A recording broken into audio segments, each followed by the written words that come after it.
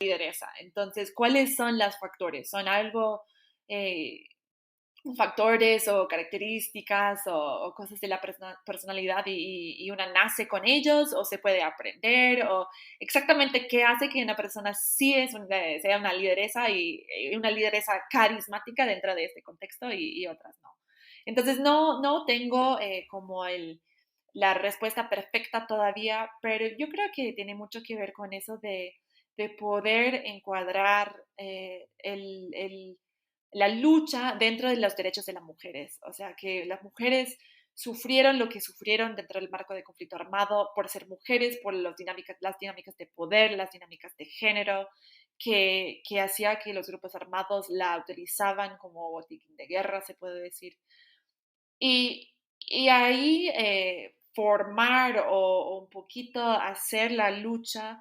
en lo de reclamar y exigir esos derechos. O sea, y también crear beneficios, tanto emocionales como materiales, como reparaciones colectivas, proyectos internacionales, reconocimiento internacional, em, para sí, para un poquito reparar todos esos daños sufridos y ver más allá en cuanto a empoderamiento político y económico. La persona en la soledad nunca estaba hablando tanto en temas de esas dinámicas de poder, no logró crear un espacio dentro de la organización de las mujeres, donde las mujeres realmente podían soltar sus traumas y participar en actividades psicosociales para sanación, se puede decir. Entonces, ahí no tener muy bien como formado la idea de la justicia de género y cómo se podría ver es lo que hacía falta dentro de ese liderazgo en particular, que las dos otras lideresas sí tenían muy claro. Ok, de acuerdo, muchas gracias. Y bueno, nosotros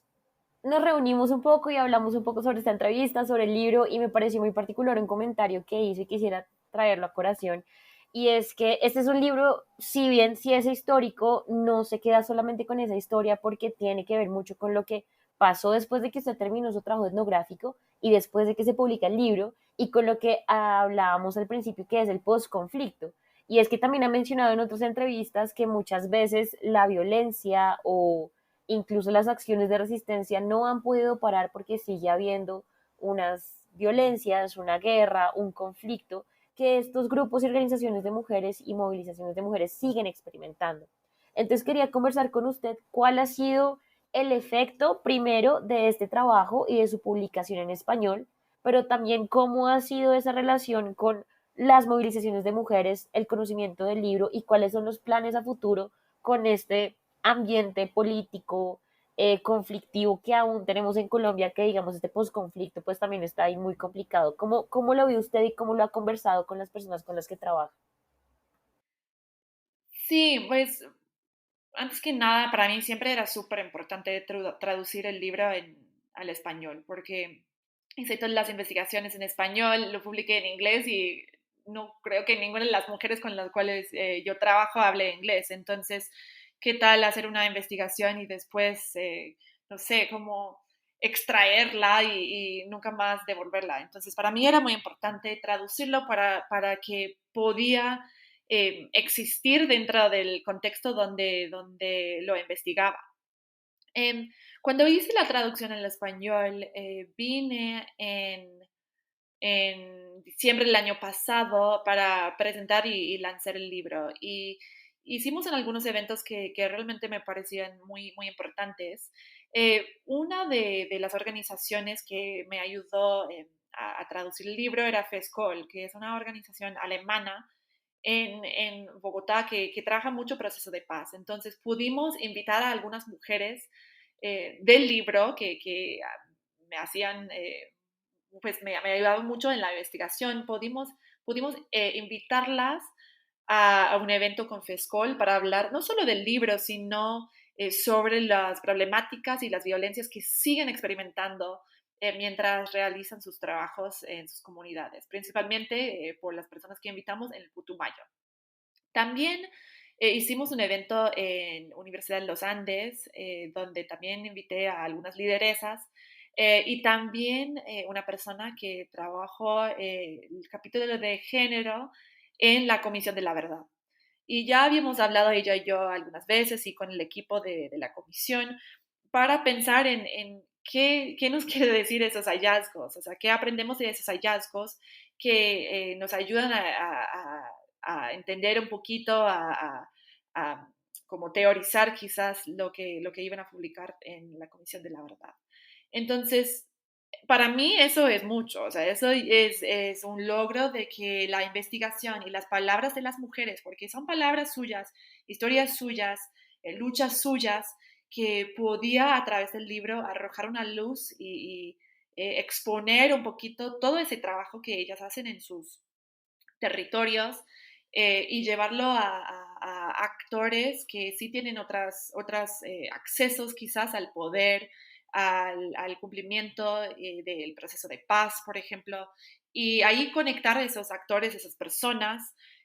para no solo hablar del libro, sino también hablar de lo que yo describo en el libro y cómo sigue pasando, como la reconfiguración del conflicto armado, las peleas y las batallas entre los grupos armados que están peleando territorio que las FARC vació, cómo sigue repercutando a las mujeres que están públicamente organizadas en esas organizaciones de feminismo de alto riesgo. Entonces, la respuesta para mí,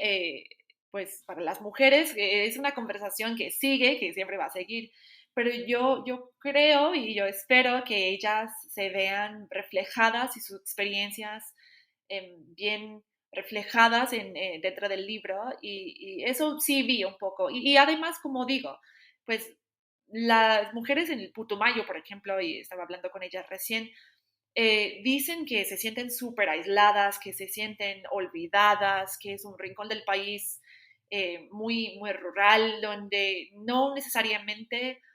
la gente habla de que la guerra sigue muy viva, muy activa en sus comunidades. Entonces el libro les dio una oportunidad y los eventos alrededor del libro les dio una oportunidad de hablar de que esas cosas siguen, que no ha parado necesariamente y que por eso el interés, el enfoque en las mujeres y su participación en este momento, otra vez, entre comillas, post-conflicto, debería de seguir porque las amenazas, los riesgos, las violencias siguen, no han parado con la firma del acuerdo de paz. Entonces vale la pena seguir hablando con ellas de qué están haciendo y de cómo protegerlas.